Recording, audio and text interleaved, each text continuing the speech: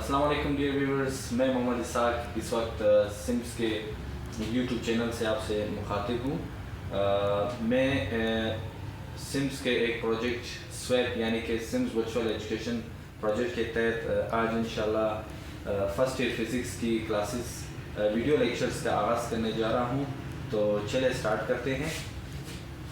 जो first year का सबसे पहला जो चैप्टर है, chapter number 1, that is measurement. ठीक है, तो मेजरमेंट को स्टार्ट करने से पहले हम ये समझने की कोशिश करते हैं कि फिज़िक्स है क्या। आप प्रीवियस क्लासेस में पढ़ चुके हैं, हम दोबारा इसको डिफाइन करते हैं कि physics is the study of matter and energy, यानी मादा और तवानाई की जो स्टडी है, मुतालिया है, उसको हम फिज़िक्स में हम उसको स्टडी करते हैं, उसके बारे में इल्म सीखते हैं। और इसके अलावा हम ये भी सीखते हैं कि जो एनर्जी है और जो मैटर है उसका आपस में क्या रिलेशन है। यानी physics is all about matter and energy. ठीक है, तो फिज़िक्स में दो जो मेन आप कह सकते हैं जो टॉपिक्स होते हैं, सब्जेक्ट जिसको हम लोगों ने कवर करना होता है, मैटर एंड एनर्जी। अब मैटर क्या है आप पहले क्लासेस में पढ़ चुके हैं। ठीक है, कि anything which has some weight and occupies some space is called matter, यानी जो चीज़ जगह घेरती हो और वजन रखती हो उसको हम लोग कहते हैं मैटर। एनीथिंग विच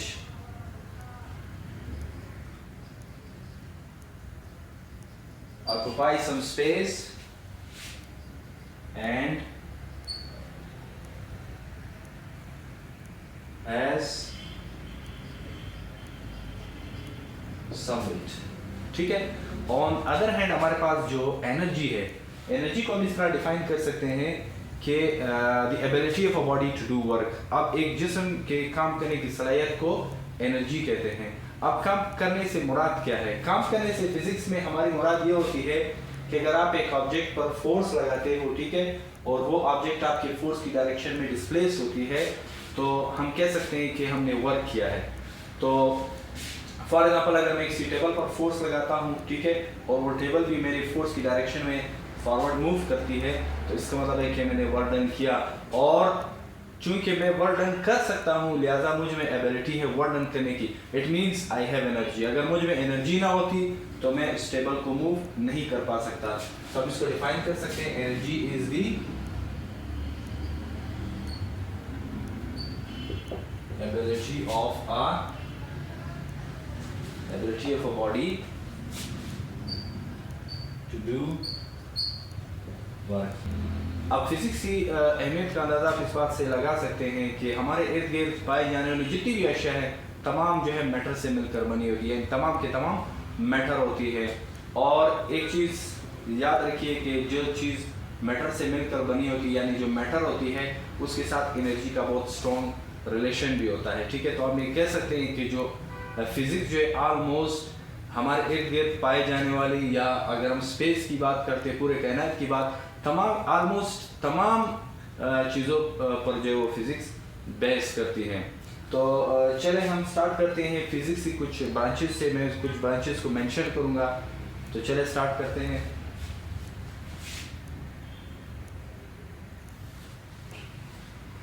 जी तो स्टूडेंट्स, जो सबसे पहली ब्रांच जिस पर हम बात करने वाले हैं दैट इज़ मैकेनिक्स। ठीक है, अब मैकेनिक्स क्या है? Mechanics is actually the study of motion of objects, यानी जितने अजसाम होते हैं, जो भी अजसाम होते हैं, उनकी हरकत का मुतालिया जो है हम करते हैं। तो इस ब्रांच ऑफ फिजिक्स को हम कहते हैं मैकेनिक्स। इसकी जो है दो सब ब्रांचेज है, जिसमें से एक है हमारे पास काइनेमेटिक्स,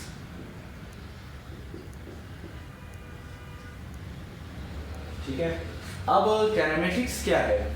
काइनेमेटिक्स भी असल में अजसाम की जो हरकत का मुतालिया है वो भी हम काइनेमेटिक्स ही में करते हैं। लेकिन हम जब काइनेमेटिक्स स्टडी करते हैं तो वहाँ पे हम फोर्स की बात नहीं करते, यानी जो खास है, जो सबब है हरकत का।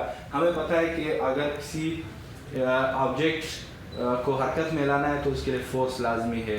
तो अगर हम फोर्स का जिक्र किए बगैर जो ऑब्जेक्ट्स है उसकी मोशन का मुतालिया करें, इसको हम कहते हैं काइनेमेटिक्स। तो हम इसको इस तरह डिफाइन कर सकते हैं, स्टडी ऑफ मोशन ऑफ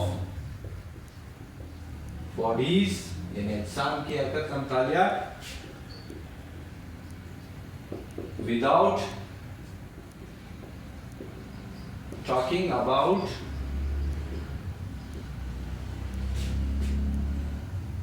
काज जैसे मैंने पहले कहा कि काज से मुराद यहाँ पे फोर्स है, विदाउट टॉकिंग अबाउट कॉज यानी कि फोर्स यानी काज ऑफ मोशन। ठीक है स्टूडेंट्स, तो ये रही आपके सामने काइनेमेटिक्स की डेफिनेशन। नेक्स्ट हम जो यही मैकेनिक्स है उसकी जो दूसरी सब ब्रांच है दैट इज डायनेमिक्स। ठीक है, अब डायनेमिक्स क्या है? डायनेमिक्स जैसे पहले अभी थोड़ी देर पहले मैंने कहा ये सब ब्रांच है मैकेनिक्स की। तो डायनेमिक्स भी असल में जो अजसाम हैं उनकी हरकत का मुतालिया ही डायनेमिक्स कहलाता है। लेकिन यहाँ पे एक जो गौरतलब बात है वो ये है कि हम इस सब ब्रांच ऑफ मैकेनिक्स में न सिर्फ अजसाम की हरकत का मुतालिया करते हैं बल्कि उसके साथ साथ उनका जो सबब है यानी फोर्स है, फोर्स को भी हम लोग मेंशन करते हैं। यानी इस ब्रांच ऑफ मैकेनिक्स में हम न सिर्फ जो अजसाम है उसके हरकत का मुतालिया करते हैं बल्कि उसके साथ साथ उसका जो काज है, काज मैंने कहा फोर्स का भी मुतालिया करते हैं। चलें इसको डिफाइन करते हैं। यहाँ पे मैं इसकी डेफिनेशन लिख देता हूँ। Study of motion of bodies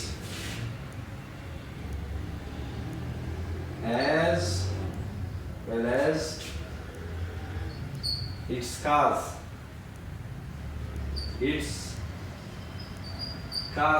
मैंने पहले कहा कि cause से मुराद यहाँ पे क्या है? फोर्स है।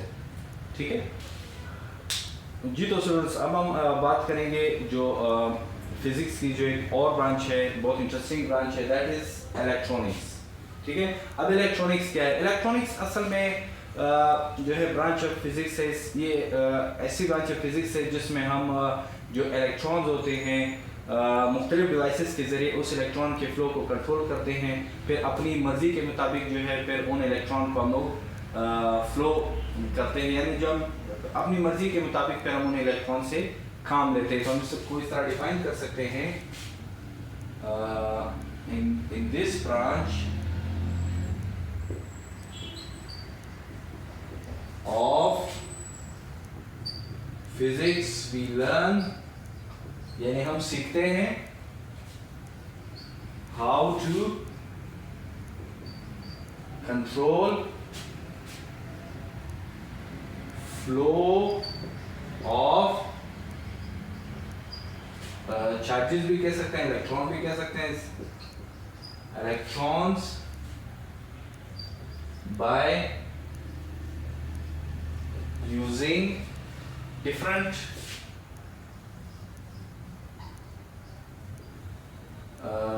आप कह सकते हैं कि डिवाइसेस। अब डिवाइसेस कौन कौन से होते हैं थोड़ा बहुत आपने 10th क्लास में सीखा है, जैसे कि डायोड हुआ, ट्रांजिस्टर हुआ, और इसके बाद फिर इंटीग्रेटेड सर्किट जिसको हम लोग आईसीज कहते हैं वगैरह वगैरह। ठीक है, तो मैं यहाँ पे लिख देता हूँ कि डायोड, ट्रांजिस्टर, इंटीग्रेटेड सर्किट्स, ठीक है, एक्सेट्रा। एंड यानी कि जब आपने डिफरेंट डिवाइसेस के जरिए इलेक्ट्रॉन के फ्लो को कंट्रोल किया है, ठीक है, फिर इसको क्या करोगे? And using these electrons according to our will, तो हम फिर उसको अपनी मर्जी के मुताबिक इसको इस्तेमाल कर सकते हैं। आपको डेफिनेशन स्क्रीन पर नजर आ रही होगी।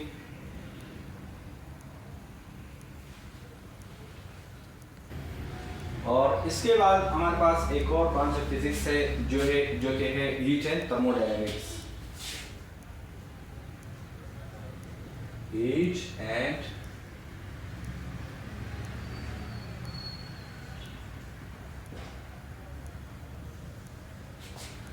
ये जो ब्रांच है फिजिक्स की, इसमें हम ये सीखते हैं कि हीट दरअसल है क्या, यानी हरारत है क्या, इसके बारे में सीखते हैं। और इसके साथ साथ हम ये भी सीखते हैं कि जो हीट है ये कैसे जो है दूसरे form of energy, for example mechanical energy वगैरह में ये जो है हीट एनर्जी कैसे कन्वर्ट होती है, ये इसी चैप्टर में हम सीखेंगे। तो चलो मैं इसकी डेफिनेशन लिख देता हूँ।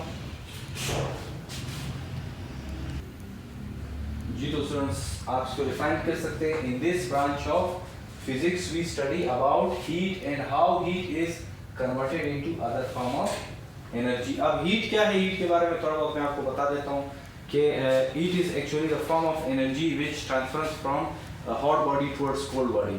यानी कि जो हीट यानी हरारत असल में एनर्जी ही की एक सूरत है, ठीक है, एक शक्ल आप कह सकते हैं कि जो गर्म ऑब्जेक्ट होता है यानी बॉडी होती है उससे फ्लो करती है कोल्ड ऑब्जेक्ट या कोल्ड बॉडी की तरफ। तो ये है हमारे पास हीट है, थर्मोडायनेमिक्स। अब हम आते हैं जो नैनो टेक्नोलॉजी है उसी की तरफ हम आते हैं।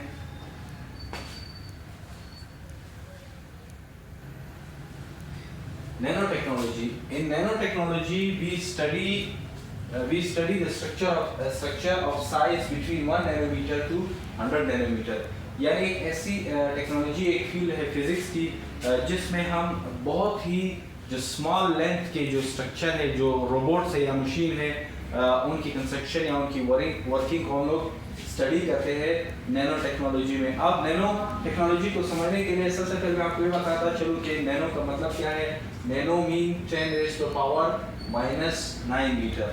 अब आप ये जो क्वांटिटी है नैनोमीटर, या अगर आपको मैं ये कहूँ कि जो नैनो टेक्नोलॉजी है उसको समझने के लिए मैं आपको एक एग्जांपल दे देता हूँ कि अगर 800 मरतबा अगर आप 100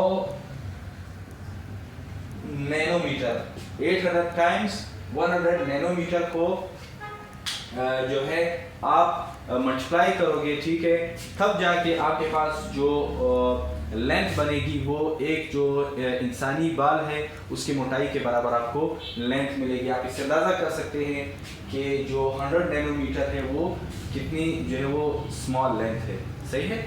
तो इसका फ़ायदा ये हुआ कि नैनो टेक्नोलॉजी के मदद से, जैसे थोड़ी देर पहले भी मैंने कहा कि नैनो रोबोट्स या नैनो मशीन बनाए गए हैं जिसकी मदद से बाकायदा ये रिसर्च की गई और बाकायदा एक एक्सपेरिमेंट भी किए जा चुके हैं जिसकी मदद से जो ब्रेन के जो ट्यूमर्स होते हैं, ठीक है, उसमें जो कैंसर के जो ट्यूमर होते हैं उसको बाकायदा किल किया गया है नैनो मशीन या नैनो रोबोट की मदद से।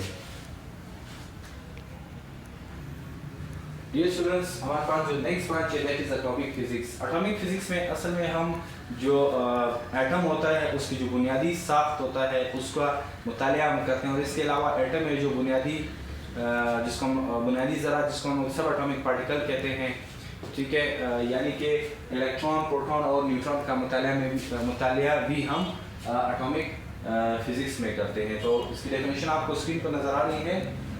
In this branch, we study basic structure of an atom and subatomic particles. That is, यानी जिसका मतलब है electrons, proton and neutron. अब हम आते हैं जो next branch of physics है, that is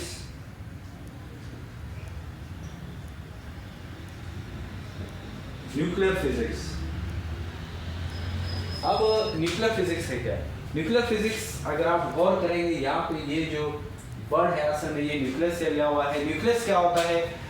हमें पता है कि जो एटम होता है एक उसका एक सेंट्रल पार्ट होता है, ठीक है, उस सेंट्रल पार्ट को हम कहते हैं न्यूक्लियस।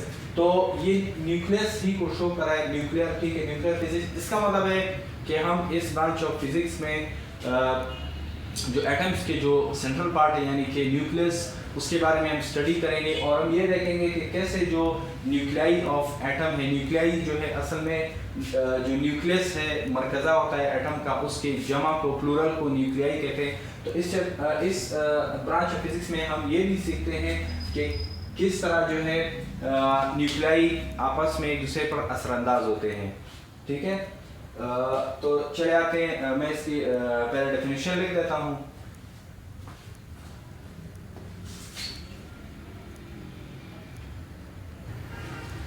यानी in this branch of physics we talk about nucleus of an atom and we learn how nuclei of atoms interact with each other. जी दोस्तों, एक और ब्रांच हमारे पास फिजिक्स की है जो कि है इलेक्ट्रोमैग्नेटिज्म के नाम से। इस ब्रांच ऑफ फिजिक्स में हम सीखते हैं कि इलेक्ट्रिसिटी है क्या और मैग्नेटिज्म क्या है, यानी मकनातीस और जो हम इसको कहते हैं बिजली, उसके बारे में हम स्टडी करते हैं इस ब्रांच ऑफ फिजिक्स में। और इसके अलावा हम सीखते हैं कि इन दोनों का आपस में क्या रिलेशन है, कैसे हम एक की मदद से जो दूसरी चीज़, फॉर एग्जांपल इलेक्ट्रिसिटी की मदद से कैसे मैग्नेटिज्म के जो इफेक्ट है उसको हम प्रोड्यूस कर सकते हैं और कैसे हम मैग्नेट की मदद से इलेक्ट्रिसिटी को हम लोग प्रोड्यूस कर सकते हैं। ये सब कुछ, इन सब कुछ के ऊपर हम जो है इलेक्ट्रोमैग्नेटिज्म पर बेस करते हैं। तो चले हम इसकी डेफिनेशन लिखते हैं। यानी the branch of physics in which we study about electricity and magnetism and their relation, यानी इलेक्ट्रिसिटी और मैग्नेटिज्म का आपस में क्या रिलेशन है, ये भी इस ब्रांच ऑफ फिजिक्स में हम सीखते हैं। और इसके अलावा भी फिजिक्स की बहुत सारी ब्रांचेज है, जैसे फॉर एग्जांपल क्वांटम मैकेनिक्स हुआ, मॉडर्न फिजिक्स हुआ, इसी के साथ साथ जो है सॉलिड स्टेट फिजिक्स हुआ, प्लाज्मा फिजिक्स और बायो फिजिक्स वगैरह बहुत सारी ब्रांचेज है। थोड़ी बहुत जो इम्पोर्टेंट थी मैंने आपके साथ शेयर की। तो इंशाल्लाह इसके बाद नेक्स्ट वीडियो में मैं आपको बताऊंगा कि फ़िज़िकल क्वांटिटीज़ क्या होती हैं और उनकी कितने टाइप्स होती हैं। और इसके अलावा हम बात करेंगे SI सिस्टम ऑफ यूनिट्स, यानी सिस्टम इंटरनेशनल जो हमारे पास यूनिट का एक निज़ाम है उस पर भी हम बहस करेंगे। मुख्तलिफ जो फ़िज़िकल क्वांटिटीज़ हैं उनकी इकाइयों के ऊपर भी हम बहस करेंगे। तब तक के लिए अपना बहुत सारा ख्याल रखिएगा। अल्लाह हाफिज़।